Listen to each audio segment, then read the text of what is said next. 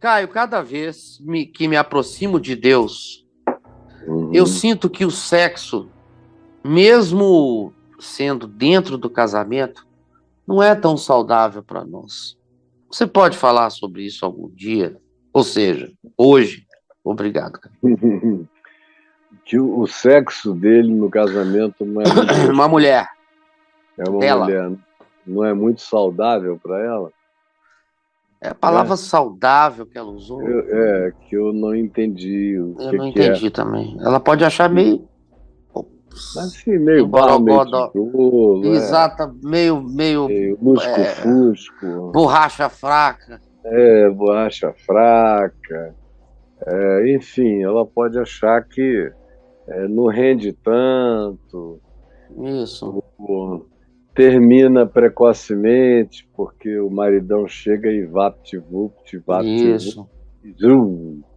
Aí acaba igual transa de passarinho voando, né? Que um dá uma chegadinha ali e já foi. isso. Mais fraco que café sem pó, né? É mais fraco que café sem pó, quer dizer, é aquele café que fica só com o gostinho do coeiro do café, Exatamente. né? Do uso. Poeira. É. É isso aí. Então, então o que acontece, minha filha, é algo que só dá para ser tratado com você e o seu marido. É. Você e o seu marido. Você está aí? Dá para dizer a sua idade? Vamos Dá ver. para Vamos dizer a esperar. idade? Vamos esperar. Vamos esperar. Fale a sua idade, porque dependendo da sua idade, eu tenho recomendações a fazer a você. A primeira recomendação já está aí no Cabra Macho Sim Senhor, que o Braulio sabe aonde está e é do exclusivo. São quantas aulas, Braulio, que a gente Aqui, fez ó. Eu vou clicar aqui, a gente vai saber agora. Só clicar aqui, abrir ele. aonde é que ele Vamos está? olhar. Aquele aqui, ó. Cabra baixo. Sim, senhor. Tá embaixo da tua telinha aqui. Ah, aí, Entrei. Cabra macho, sim, senhor. ah, Aqui vai falar. Deixa eu ver aqui. Deixa eu ver. 50 vídeos em 10 módulos separados por temas. É o que tá escrito aqui. Mas tem mais, Caio. Nós fizemos eu e muito. você fizemos Meu muito. Deus do céu. Nós fizemos muito, Cabra macho. Foram, na minha 2 conta, eram anos. uns 200, não sei se chegava a 200, porque eram as segundas-feiras. Uns cento e Então, sessenta, pelo foi menos. por aí. E toda segunda, a ênfase era em sexo. Era um cacete nos homens, sobretudo, porque os homens estão ruins demais. Ruim E demais. aí, ruim de transa, ruim de chifra, ruim de papo, ruim de tudo. Tá um negócio muito feio. Naquele tempo tava horrível. E já tem uns 10 anos. De lá pra cá 2012/13. piorou bastante, gente boa. Piorou bastante. Então, você, minha filha, pega aí o Cabra Macho, assista com o maridão. Vocês, além de que vão rir muito, vão encontrar muita solução sexual. A gente fala de tudo, de sensibilização sexual, de ejaculação precoce, de mulher que nunca tem gozo, nunca tem prazer, e por quê? Tem exposição do livro de Cantares sobre a sensualidade proposta na Bíblia, rica, linda, onde não há limites. Aquilo que é humano no corpo do homem e da mulher, tudo que seja corpo, tudo que seja humano, é para ser lambido, amado, beijado, usufruído de todos os modos, com todos os gostos, com todos os cheiros, com todas as línguas, com todas as mãos, com todos os membros, com todos os lábios, com tudo aquilo que compõe a nossa sensorialidade sublime, com a santa lascívia de um homem que deseja ardentemente a esposa e que é também o amor da sua vida. Agora, o casamento de crente em geral, tem sexo ruim, normalmente. Porque muitas vezes a pessoa casa apressada para não ter relações sexuais fora do casamento, porque o pastor diz que é pecado. Aí fazem tudo às pressas, não namoraram direito, não deram chance ao desacordo, ao desencontro, nem deram chance à harmonia dos encontros, não se conheceram o bastante para saberem se satisfaziam ou não. Tenho encontrado gente, especialmente mulher, que é muito mais sincera, que me diz o seguinte: olha só, Caio, eu fiquei sabendo que a minha vida sexual com o fulano não ia ser legal quando a gente começou a namorar na igreja. E eu saí com ele, e aí, a primeira vez que ele me beijou, eu achei o beijo dele ruim, mas eu falei, não, eu vou ensinar esse cara a beijar, ele vai beijar gostoso. Mas a boca dele não me agradava, o gosto da boca, toda vez que eu beijava, era um gosto que não me agradava. E não era nem o hálito, era um gosto. Parecia que o pH não combinava. Um monte de coisa. E conclusão, eu casei assim mesmo e estou nesse sofrimento. Já traí, fico Eita, culpada, aí volto angustiada, essa coisa toda que a gente conhece, como é que vai, como é que termina. Então, a gente não pode brincar com os desconfortos nessa área. É por isso que eu sou da opinião de que, cada vez mais, quando o casamento em si perdeu quase que na totalidade o significado, eu não estou falando de casamento de pessoas de fora, não, estou falando de casamento de gente aí, das congregações, das igrejas, não tem mais nenhum significado mesmo.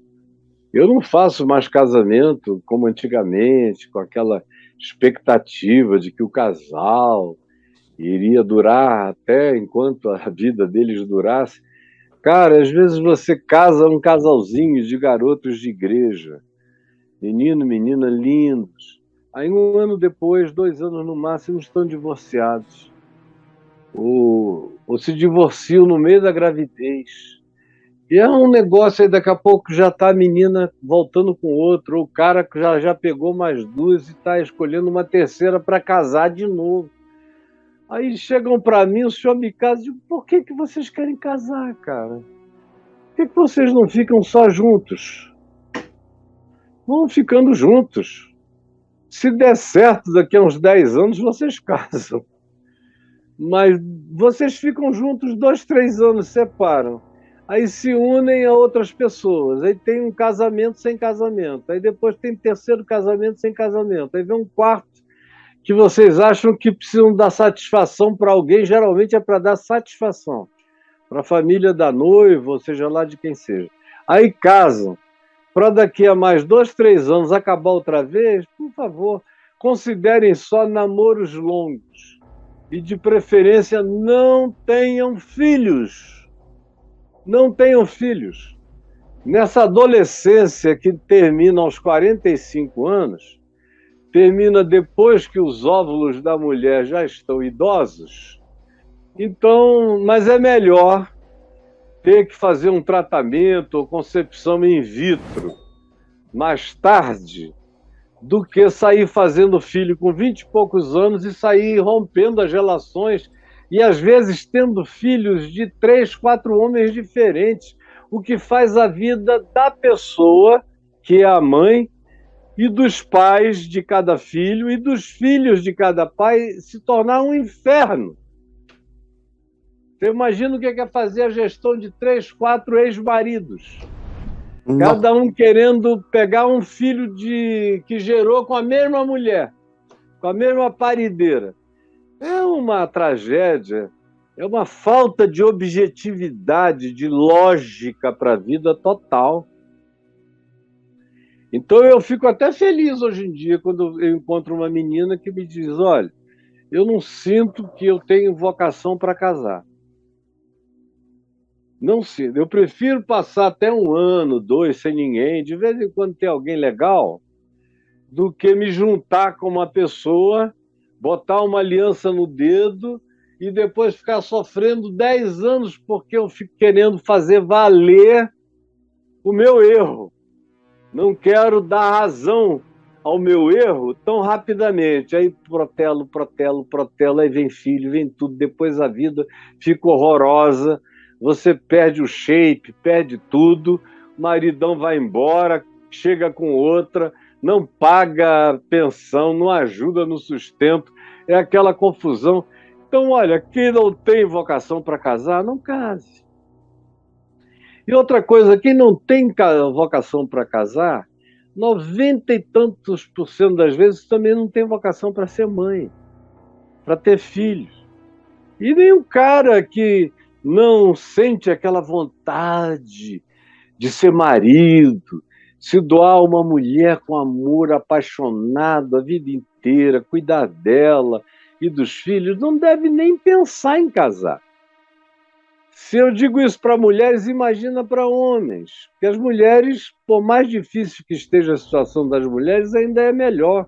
Incomparavelmente mais responsáveis, mais humanas com os seus filhos do que os machos. Agora, homem, então, eu digo, cara, você é um idiota, pelo menos até os 44. A maioria de vocês se tornou assim. Eu, com 12 anos, era um homenzinho. Não transferia responsabilidade para ninguém. Eu estava me lembrando aqui, conversando com o Ciro Gomes, semana passada, numa live lá no ambiente dele, no Ciro Games, e sobre isso. Quando foi que eu comecei a me sentir responsável por mim mesmo? E parei de pedir qualquer coisa para o meu pai. Eu tinha uns 12 anos. Ele é que era um homem sensível, via que eu era um garoto na puberdade. Eu já tinha uma namoradinha, que eu andava de mãos dadas com ela pela calçada. Fui muito precoce em tudo, né? Dava beijinhos encostado em poste, em árvore, um amassinho, escondido de todo mundo. O pessoal via, meu Deus, que garoto precoce. E a garotinha era uma menininha de 11, mas parecia um violão de uns 16, linda. E aí... O papai tinha sensibilidade, ia lá, botava R$20, R$30, R$50 para o cara tomar um milkshake ali, comer um sanduíche. Mas eu mesmo, se ninguém me desse nada, eu ia duro. Aí, você tem algum dinheiro para a gente chupar um picolé? Se ela me perguntasse, não. Eu digo, hoje eu estou sem nada, mas eu posso te beijar com o gosto de um picolé maravilhoso. E tocava a vida para frente. E fui assim a vida inteira. Tudo que meu pai me deu, ele decidiu dar. Eu nunca cheguei e falei, ai pai, eu queria comprar esse terreno aqui do lado, me ajuda a comprar? Não. Eu consegui o dinheiro, dei para ele, ele negociou com a pessoa com quem tinha negociado o mesmo terreno onde a gente morava, e aí eu comprei, comecei a construir minha casa lá. Era um centro de macumba. A primeira casa que eu construí era um centro de macumba. Eu construí em cima de lá. E fui muito feliz naquele lugar. E depois vendi, fui adiante. Nunca pedi nada, nada, nada. Ô pai, eu vou fazer um negócio assim, assado. Mas será que o senhor tem um dinheiro? Não. Por exemplo, quando eu fui começar o Café com Graça, já velho, eu tinha feito Fábrica de Esperança. Sem $3 milhões por mês, eu não abria as portas dos mais de 20 ministérios que eu mantinha, e no Brasil e fora do Brasil, para todo lado, obras de todos os tipos, demandavam um dinheiro enorme, alcançavam milhões de pessoas. Então, eu nunca pedi nada. Quando quebrou tudo, eu sabia que ele também não tinha como me ajudar. Eu trabalhava com volumes acima da capacidade dele. Então, o que aconteceu? Eu fiquei parado 3 anos. Tem gente que não sabe, pensa que eu me divorciei e me separei em 28 de abril de 98, que foi dali para frente houve a nossa separação real, quando a gente conversou. O resto foi só burocracia. Mas eu só voltei a pregar 3 anos depois. Eu fiquei calado, o máximo que eu fazia era escrever Escrevi livros, escrevi meu site, mas fiquei quieto em casa. Eu achei que as pessoas mereciam uma determinada dignidade silenciosa da minha parte, antes de voltar a pregar. Foi um escândalo, se divorciou, teve um caso que foi o que causou a ruptura do casamento, e aí volta a pregar no dia seguinte, como se não tivesse acontecido nada. Não, eu tinha vergonha alheia e respeito pela minha própria autorrespeitabilidade. Fiquei 3 anos quieto. Quando eu fui recomeçar, que foi lá no Café com Graça, em Copacabana, eu não quis, me ofereceram um lugar, eu falei que não queria. Aí meu pai falou: meu filho, você não acha que já não está na hora de você voltar a pregar? Já são 3 anos de silêncio que você se impôs. Ninguém impôs a você, foi você a você próprio. Já está na hora.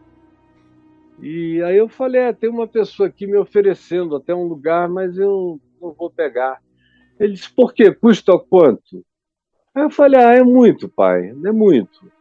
Eu não tenho dinheiro, eu não estou a fim de pegar nem fazer sacrifício. Ele: me diga, por favor, quanto é. Naquele tempo tudo era dolarizado.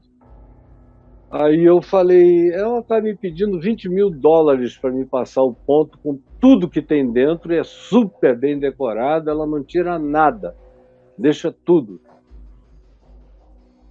Aí meu pai falou: meu filho, que oportunidade, me dê 2 dias. Falei: para quê, pai? Não, me dê 2 dias.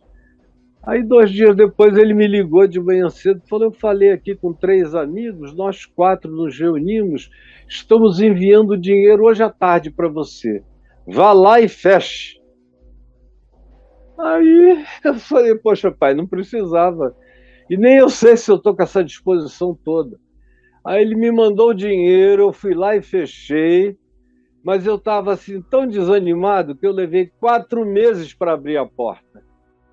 Só fui abrir a porta lá para setembro, porque eu estava querendo era ficar mais tempo calado.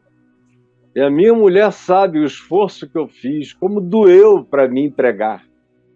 E pregar eu faço até desacordado, mas doeu por causa da minha reverência para com o que eu sabia que era a minha importância para milhões de pessoas e como aquilo tinha sido doído para tanta gente.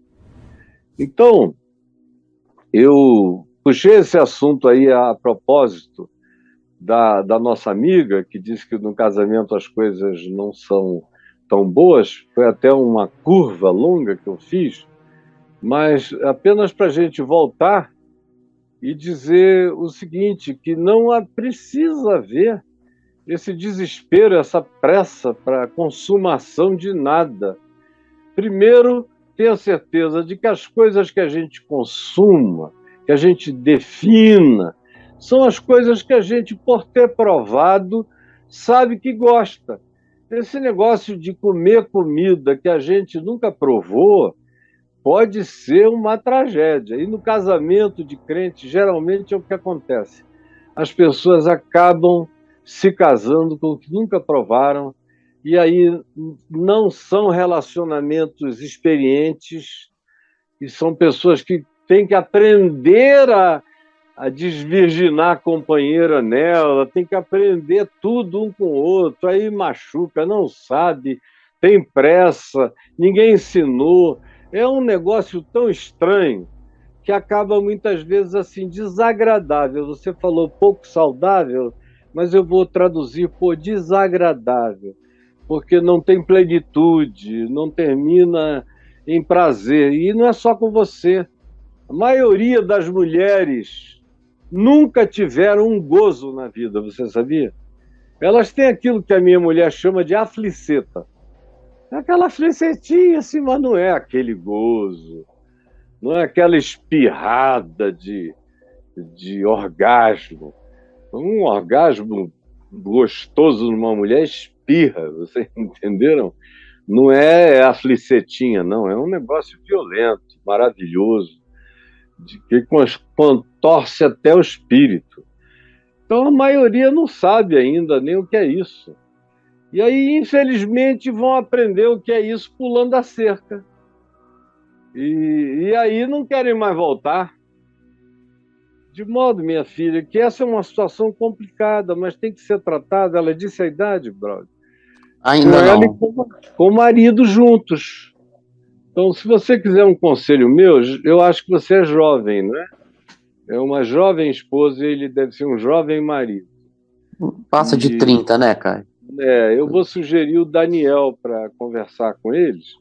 Tem muito casal jovem conversando com o Daniel e me dando um bom retorno. Você podia botar aí o contato dele? Vou colocar agora.